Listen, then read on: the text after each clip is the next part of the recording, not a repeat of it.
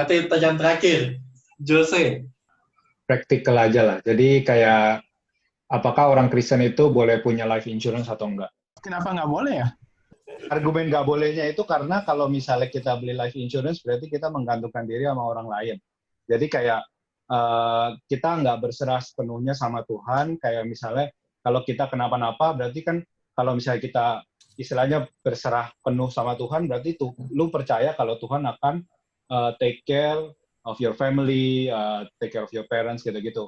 Nah tapi kalau dengan lu membeli life insurance berarti lu kayak istilahnya kan kalau lu kenapa-napa, gue takut nih gue kalau misalnya gue cacat gimana ya, gue tiba-tiba buta, gue nggak bisa kerja lagi. Nah terus ini gimana gue bisa ya kan biayai keluarga gue gitu, bisa kasih duit ke orang tua atau gimana? Ya. Oke, ya. Jadi yang mau duluan siapa ya biar nggak kecolongan jawabannya? Delvin mau duluan? Gue duluan deh, gampang kayaknya. Wah, gampang lagi. Ya menurut gue boleh lah, emang kenapa nggak boleh? Itu kayak istilahnya, lu kalau sakit ke dokter apa nggak? Ya ke dokter lah. Intinya kayak gitu sih. Tapi kan dokter kan ngobatin kan, kalau life insurance kan prevention, lebih kayak nge-gym. Life insurance sebenarnya tujuan life insurance tuh lebih mengembalikan ke state awal lu. Jadi ketika lu kecelakaan lu istilahnya mengembalikan keadaan ekonomi lu seperti ke awal. Itu prinsip ini banget sih. Tapi ya textbook banget lah. Tapi ya itu. Oke, Delvin udah. Andre. Boleh sih.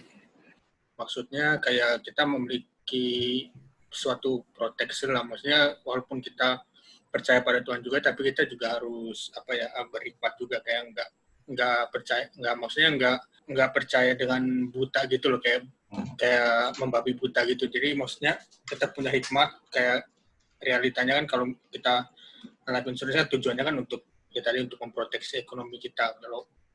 Kalau misalnya kalau nggak ada life insurance terus nanti kita kenapa-napa, ekonomi kita juga hancur, kan juga jadi beban pada orang lain juga kan. Itu kan ujung-ujungnya juga kayak membebani orang lain, dan itu kayak tidak sesuai dengan prinsip Kristiani lah itu. Actually ya pretty much sama kayak Andre sih, udah dijawab.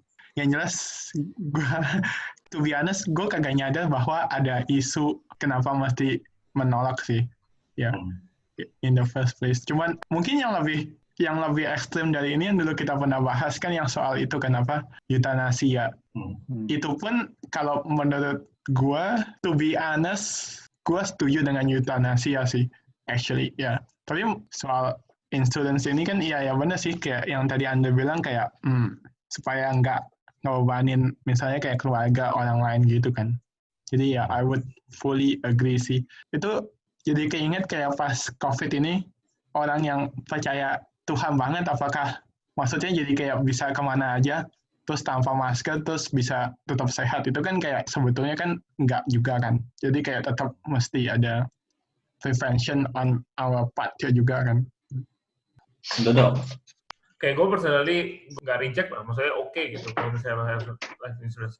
It's very simple gitu for me. I think go back to the statement di mana we need to do our best, let God do the rest gitu. Cuman in the case of life insurance gitu, I think iya ketika kita percaya, kita nggak percaya blindly gitu. We need to do our part juga gitu. Kalau mau in the ground feeling ya dengan life insurance tuh ada feeling secure or safe gitu. Mungkin itu salah satu, dengan kita punya itu kita bisa mengerjakan hal-hal yang lain gitu buat Tuhan in the way, daripada kita nggak ada itu terus habis itu keep worrying gitu, dan menghambat apa yang kita perlu kerjakan buat Tuhan gitu. Jadi I think is oke aja gitu. Ya, kalau gue jujur aja sebenarnya 30% income gue itu buat insurance, retirement fund, insurance yang paling gede sih. Bahkan nih kayak kehamilan Mel, gue langsung tanya financial agent gue, minta insurance. Awalnya sih jujur ya emang karena agak ada ketakutan ya, kalau ada something gimana. Nah, satu sisi mungkin ya bisa dibilang kalau percaya sama Tuhan. Tapi root cause-nya itu dulu sebenarnya lebih kayak berhala. Karena gue ngelihat kalau uang itu penting, nggak ada uang orang nggak bisa ngapa-ngapain. Bahkan gue pikir cara paling bagus buat melayani Tuhan itu dengan punya uang. Padahal belakangannya Tuhan ngasih lihat, nggak juga, Tuhan nggak butuh duit sebenarnya. Tuhan tuh bakal sediain semua. Along the way, gue realize ternyata insurance itu something yang sangat powerful karena itu ngebentuk social net. Ketika lu nggak pakai duit lu, ada orang lain yang butuh yang bisa pakai duit lu gitu. Itu satu hal yang gue lihat paling useful dari insurance. Nah sejak itu ya gue makin sering beli insurance. Jadi satu sisi ngebesarin pool buat orang lain. Gue sendiri nggak pernah claim insurance gue sama sekali sampai sekarang. Jadi gue sudah ambil dari tahun 2008. Sampai sekarang gue nggak pernah claim sama sekali, tapi gue malah beli makin banyak karena gue pikir ini cara yang paling bagus buat nyiapin pool gitu, buat orang banyak. Terus sisi lain, Kak Daniel sih ngajarin gue ini cara buat normalize. Karena insurance itu kan tipenya ngebuat apa yang unexpected jadi bisa di-manage gitu. Lu nggak tahu kapan lu sakit, lu nggak tahu kapan lu masuk rumah sakit. Tapi karena ada insurance, lu jadi punya something yang lu bisa regularly manage gitu ya, untuk something yang unexpected. Itu sebenarnya powerful konsep banget sebenarnya untuk bisa manage the unexpected gitu. Jadi ya secara jujur kalau gue bilang sekarang konsepnya bukan cuma boleh nggak boleh, tapi harus sebenarnya sebagai orang Kristen. Ya, tadi teman-teman juga udah bilang, kalau lu mampu, beli insurance. Lu nggak usah mikir buat lu, tapi mungkin bedanya orang Kristen kalau beli jangan pikir buat lu pakai, tapi pikir buat orang lain pakai gitu. Ya itu sih kalau gue. Kayak Yudi. Oke. Iya, saya sih setuju ya sama teman-teman semua jawaban-jawabannya gitu. Saya pikir, saya tadi memikirkan ada dua hal sih dari pertanyaan Jose ya. Yang pertama itu, jadi bisa dilihat dari perspektif penata layanan ya, itu dalam hal penggunaan segala sesuatu yang Tuhan percayakan kepada kita. Misalnya kalau dalam hal ini uang gitu. Jadi itu memang perlu dikelola begitu, dan dikelola dengan baik. Tadi yang Yosua bilang betul, bukan untuk kita, bukan untuk memperbesar lumbung sendiri, tetapi itu bukti bahwa kita bertanggung jawab di hadapan Tuhan, dan itu dipakai untuk kebaikan bersama. Nah itu kalau dari perspektif penata layanan. Tapi juga tadi kalau life insurance mungkin ada isu masalah safety gitu. Nah safety bisa physical safety, bisa juga financial safety di situ. Nah ini isunya tadi udah dibahas sama teman-teman, sebenarnya udah disebut, yaitu tentang iman. Nah menurut saya di sini bukan cuma masalah iman, tetapi juga iman dan tanggung jawab. Jadi iman yang benar di hadapan Tuhan tidak pernah menghilangkan tanggung jawab manusia. Gitu. Jadi bahkan kalau di dalam kitab Yakobus kan, surat Yakobus sendiri menulis, kamu bisa berkata kamu punya iman.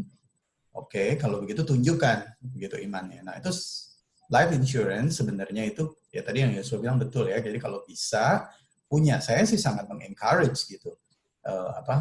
Punya begitu. Itu adalah bukti bukan kita tidak beriman, malah itu bukti bahwa kita itu mempertanggungjawabkan iman itu dengan cara kita itu memelihara apa yang Tuhan percayakan kepada kita. Makanya tadi saya kaitkan dengan penata layanan. Jadi yang dipelihara bukan cuma uang sebenarnya, tapi juga keluarga itu. Itu kan yang Tuhan percayakan kepada kita. Jadi ketika kita menghadapi yang tadi dikatakan unexpected itu bisa di-manage dengan baik. Kenapa? Karena kita penata layanan yang baik. Begitu. Justru kalau dia tidak mempersiapkan dengan baik, maka sebenarnya imannya perlu dipertanyakan. Karena dia bukannya percaya kepada Tuhan, tapi dia mencobai Tuhan. Saya tadi cewek memberikan contoh yang baik sekali. Emang kalau punya iman begitu keluar aja dalam masa COVID begini, begitu terus nggak pakai masker, bergaul, dia malah membahayakan orang lain kayak begitu. Nah itu dia bukannya beriman, tetapi dia mencobai Tuhan. Malah orang tidak melihat imannya dengan begitu, tetapi malah mempertanyakan kayak begitu. Nah jadi ya baik sekali kalau punya life insurance. Nah, mungkin isu yang perlu dihati-hati dalam hal ini, kita perlu berhati-hati adalah motivasinya apa, itu. Gitu. Jadi tadi yang Yosua bilang betul, motivasinya jadi, karena orang tuh bermacam-macam punya insurance itu motivasinya. Karena kan insurance bukan cuma untuk mengcover misalnya, untuk yang, jadi kalau misalnya ada, jadi kalau yang life kan nanti ada, saya lupa istilahnya Jose, kalau nanti ada kematian ya, ada apanya itu penggantiannya ya? Ya uang pertanggungan. Ya uang, ya betul, UP-nya, uang pertanggungannya begitu. Terus kan medical juga bisa dicek di cover dan lain sebagainya. Tapi juga kadang-kadang ada insurance yang plus investment di dalamnya. Jadi sesuatu yang sifatnya Jadi dia bukan cuma insurance, tapi dia mengembangkan nilai dari uang itu sendiri, entah apakah uangnya dimasukkan dalam unit-unit saham dan lain sebagainya. Nah itu kita perlu akhirnya kembali kepada motivasi awal. Motivasi awalnya untuk apa? Gitu. Nah tapi akhirnya isunya nanti jadi pertanyaan kedua, apakah menaruh uang di saham itu boleh atau enggak? Itu pertanyaan yang lain, gitu ya, bisa di podcast juga tuh nanti. Nanti kita next kita bikin. Iya. Nah, jadi kalau yang tadi tentang life insurance itu sih dari saya. Ya, boleh minta Kak Yudi nggak dalam? Ya, yuk kita satu dalam doa ya. Bapak dalam surga, kami mengucap syukur untuk waktu kami di mana bisa sharing bersama melalui pertanyaan-pertanyaan ini. Kami juga saling bercermin satu dengan yang lain, saling dikuatkan satu dengan yang lain, dan kami juga bisa saling belajar satu dengan yang lain. Bapak terima kasih. Tengah-tengah situasi pandemik seperti ini, di mana kami terpisah satu dengan yang lain, tapi Tuhan malah mempertemukan kami di sini. Bapak, kami melihat ini anugerah-Mu yang terus turun ke atas kehidupan kami. Engkau membuktikan bahwa Engkau adalah Immanuel, Allah yang beserta dengan kami. Engkau tidak pernah meninggalkan kami, bahkan Engkau hadir di dalam komunitas ini. Kami berdoa biar Engkau terus berikan sukacita dalam kehidupan kami, berikan kami iman dan pengharapan untuk bisa terus melihat bahwa Tuhan ada dan Tuhan tidak pernah meninggalkan, bahkan Engkau terus-menerus bekerja di dalam segala sesuatunya. Sehingga kami melihat bahwa evil yang ada di depan mata itu bukanlah akhir dari segalanya. Karena di tangan Tuhan, evil itu tunduk dan menjadi taat. Bahkan Engkaulah yang berdaulat, berkuasa, supreme di atas segala sesuatunya.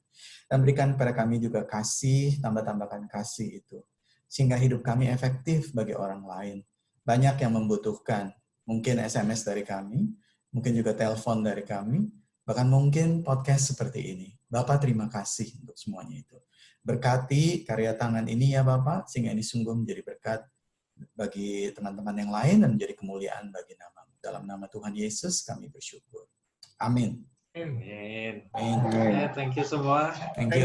Ketemu lagi. Bye-bye. Kau istirahat. God bless. Istirahat. Ya, bye-bye.